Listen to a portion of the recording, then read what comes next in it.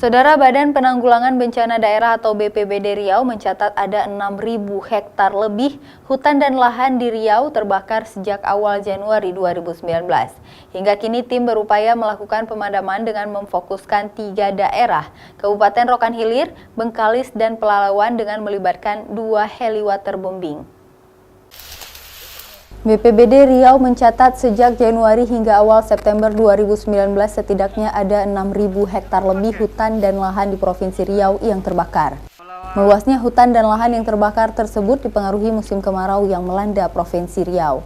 Hingga hari ini masih terpantau beberapa daerah yang terdeteksi titik panas di Riau.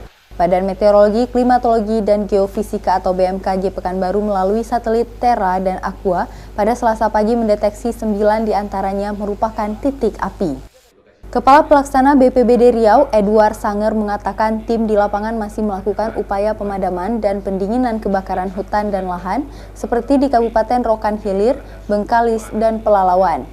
Ya, hari ini kami kirimkan heli waterbombing untuk ke Pelalawan dan di Rokan Hilir ya, untuk pemadaman di sana. Jadi ada 2 heli, kami ada 6 heli sekarang di Provinsi Riau, kemudian 1 kami perbantukan di Jambi, jadi tinggal ada 5 ini kami optimalkan yang masih ada, dan mudah-mudahan bisa membantu dari rekan-rekan Satgas Darat yang sedang bekerja di lapangan.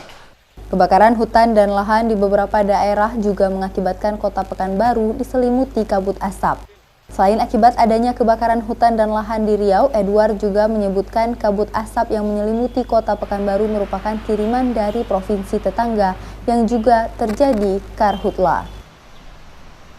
Sawino Ardi, Kompas TV, Pekanbaru, Riau.